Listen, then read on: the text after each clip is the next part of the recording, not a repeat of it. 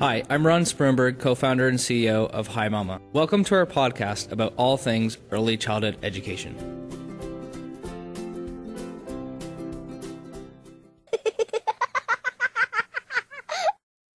On episode 46 of the show, we talk about the importance of supporting men in childcare with Soren Gall, infant toddler specialist at the Denver Early Childhood Council. Soren is one of the founders of the Men in Childcare Colorado Digital Story Project, where he spent 6 months interviewing and documenting the experiences of men in the field around the world. In our conversation, we talk about the experience of being a male early childhood educator and the struggles that come along with it. Soren emphasizes that it is important to support and build the confidence of men who are already in the field. His way of doing that is to foster a community where men in the profession can come together to have productive conversations about their day-to-day experiences. If you are an ECE who believes that we need to support our male educators, then stay tuned to this episode of the Preschool Podcast. Soren, welcome to the Preschool Podcast. Great to have you on the show. Yeah, happy to be here. So, Soren, why don't we start off by you giving us a little bit of background on how you ended up working in the field of early childhood education? Yeah, definitely. I was in high school and I was participating in National Honor Society, so I had to get volunteer hours to fulfill my commitment for that particular program I was participating in, and I was able to volunteer at my church's early learning center. And I found that it was, right off the bat, it was something that really intrigued me. Kids were really responsive to me, and it was just a lot of fun. And I ended up actually working there over the summer within a classroom setting, and that was my first real experience. And then in college, I was thinking about elementary education just for the idea of having summers off and having that time with older kids but then I realized quickly that the younger age was really where the most impact could be. So I ended up getting a minor in ECE, and then shortly after I started my career in the field, in the classroom setting. Very cool. And a very common sort of story where you just got that exposure to working with the kids directly, and I think that is quite impactful for anybody who's early in their early childhood education career to see the impact you can have in those early days. Now, part of your work recently and personally is you've done quite a bit of advocacy for men in early childhood education, and I was looking at some of the stats that you had reported from the U.S. Bureau of Labor Statistics, and 2.8% of teachers that work in preschool and kindergarten are males. Obviously, that's a very, very low percentage, and you are advocating for supporting males who work in early childhood education. Why is that important to you? Well, I don't work in the classroom setting anymore, but in seeing the experiences that I had when I was a teacher, I realized that it was really important. It's important to have men in the early childhood setting for various reasons, and I realized that there wasn't necessarily specific advocacy for men at a larger scale. And I felt that it was really needed because it can be very isolated, have isolation, I guess you would say, when you're the only male employee and there's 30 women at a school. So, because you are experiencing different interactions with the children, with parents, and it's kind of tough to relate in that regard. So I felt it was really needed to bring this out, because as the statistics say, it really hasn't increased over many years. So in my mind, it was more, how do we keep the men that are working in this field and make them stronger and feel more confident, rather than trying to get more men to come into it. So Got it. That's really where it came out. And so you're in Colorado. Do you think there's been a positive trend with that recently? Yeah, there's stuff through NACI that I've participated in, and I've spoke at their conference, and the Head Start conferences, and just about the idea of how we support men in EC. And I think it's becoming more of a trend in the sense that in Colorado, and obviously on a national level, there's this notion of the suspension and expulsion in preschool for kids, and it's often the young boys that are getting expelled, often the African American children. So I think for me it's becoming more of a trend to say that boys are going to need more of that male support. Males are going to be able to relate to the boys better. So I think that's been part of the trend as well. So I definitely think there's aspects that are making it trend a little more. Yeah, that's a fair point. And I know we had discussed this topic on a previous podcast episode with David Wright. He's over in the UK, and he sort of had a similar point, which is, looking at it from the perspective of the children, they kind of deserve the opportunity to have both female and male influence on them at the younger age, and there is some importance in having that as well. One of the things you mentioned as that one of the big challenges is that it can be quite isolating, and so presumably it would be helpful as a male in working in childcare and early childhood education to have other males in the field to speak to. Is there any type of community, offline or online or otherwise, where you can do that? Yeah, there's definitely stuff on Facebook that I participate in.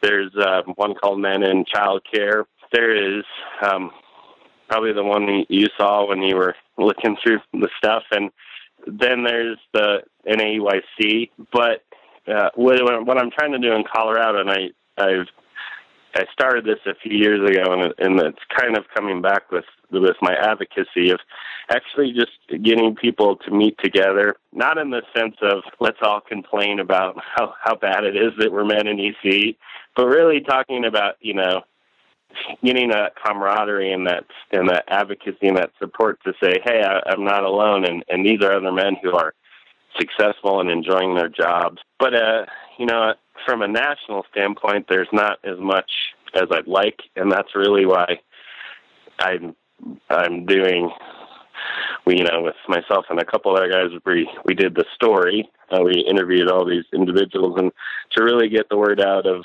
this is a network, this is an opportunity for you to hear about, other successful men in the field. Yeah, can you tell us just a little bit more about that digital storytelling project you did? Yeah, definitely. So it came out, I was participating in the Buell Early Childhood Leadership Program. It's a fellowship program here in Colorado that focuses on developing leadership skills within the ECE field. And part of it is you do, because it's at a graduate level, you have to do a capstone. And I really focused my capstone on what support men needed, because as I mentioned just a little bit earlier ago, in the past I tried to get men, unfortunately within Colorado it had to just be the Denver area because of the geographics of it. And I found that it was, I thought it'd be more like, hey, we drink a beer, we hang out, and that aspect of it. But, at the peak of it, there's about 6 or 7 people, and then it ended up just being myself and a good friend of mine that also teaches in EC. So I really thought, what do men want? Because apparently they don't want to hang out, and I thought, well, I don't want to waste my time or energy. So in that research, I found that all the men that I talked to were really looking for advocacy and mentoring. And I really reflected on it because the mentoring part's really hard, because most people, it seems, they get the most benefit from having that informal mentor of someone who you don't, that person doesn't know you're really looking up to them. And if you try to do these structured ones, it doesn't always benefit. So then I kind of went on this advocacy kick to say, well, how do you advocate? Because everyone really seems to want more men, but what's a good way to advocate? And so myself and a friend of mine came up with this idea of, well, let's let's get stories, because there's a story here and there about men in EC and the benefits, but I really thought it was beneficial to get a bunch and get a variety of stories. So we came up with the idea, and then we did a GoFundMe account to say, hey, we're gonna give this a go, and we ended up with my previous experience and just networking and talking about this. The word got out, and we ended up interviewing about 50 people. So it was very interesting, and we were able to create this master clip because it's around 10 hours of recording, and obviously people don't have the attention span. So we created this master clip, and the next step we're going to be looking at is really writing an article about it for publication. Very cool. What is one of the main learnings that you got out of that experience? Oh, man. I would think the main one is really that the men are in this for the right reason. They are in it because they love being with kids. They love seeing the development, that spark, and they're very passionate. And it's obviously not about money, because that's a gender issue regardless. Men and female don't make any money here. But just the passion that all these people had, and the experiences. We had people who are just starting in undergraduate, and there was one man who worked in EC for 50 years. So it was just great to hear all those passions and that interest and that drive to just improve the field. And based on this project, as well as your own experiences in the classroom, what would your top tip or tips be to men in childcare in terms of dealing with some of the challenges of being in that position? I think, honestly, the biggest tip is just be yourself, and not necessarily worry about what others are going to think about you, what other people are going to say, or how people might respond to you, because often you are going to get a very different response from young children, and it's normal. It's what it is, and it's why we need to have more men in this field. So, as I was saying earlier in the podcast, it's important to have males and females and get those different interactions. Yeah, and just based on statistics alone, there's a good chance that 95% or more of our listeners are actually women. And so what would any tips be for women out there in early childhood education about what they can do to help support men in childcare generally, or maybe even specifically in their own centers or organizations? I think the biggest one that I've experienced, and it's not necessarily terrible, but I think it would be more important to recognize males in the early childhood field really for their accomplishments or something that they've done as a professional, and not necessarily making the point that you're a male, because it's obviously very obvious.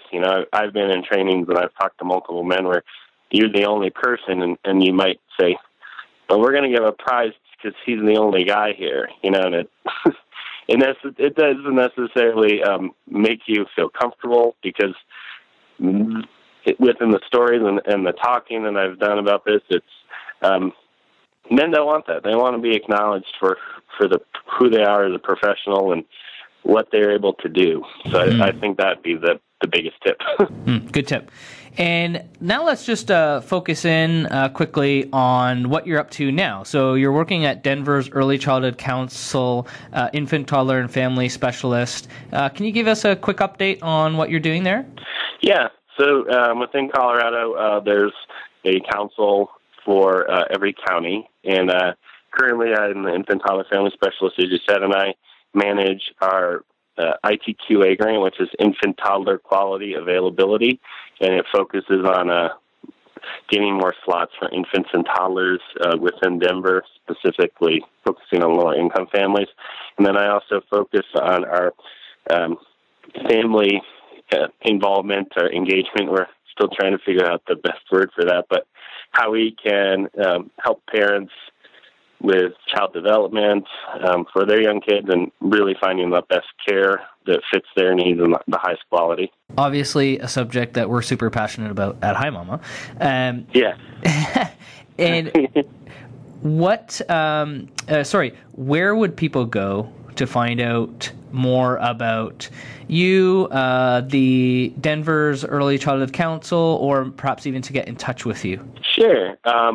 For Denver's Early Childhood Council, it's www.denverearlychildhood.org. And then you can see what we do within Denver, and there'll be a link for the staff, and you can read a little bit more about me there. And as far as the work that I'm doing with men in early childhood, we do just have a Facebook page. It's just Men in ECE/Colorado. If you search on Facebook, and we're an open page currently, so everyone's welcome to join who's interested. And then if someone wants to contact me regarding the work for men in ECE Colorado, the email is meccolorado, that's all one word, @gmail.com. Wonderful. Thanks so much for coming on the show, Soren. It's been a really engaging conversation, a very important one. I think the whole subject of men in early childhood is a very interesting topic, because I do think it is important for ultimately improving children's outcomes, having more men involved in the field. So thank you for all your work, and look forward to staying in touch. All right. Thanks so much. What's your name? Michaela. Michaela. How are you?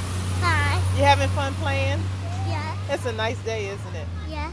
Yes. What's your favorite thing to play out here? Playing monsters. You like to play monsters? Do you like the swings? Okay. What else you like to do? Play my Dora bike. Oh, with your Dora bike? Oh, okay. Do you ride fast? Yep. Yep. Okay. Well, have fun here.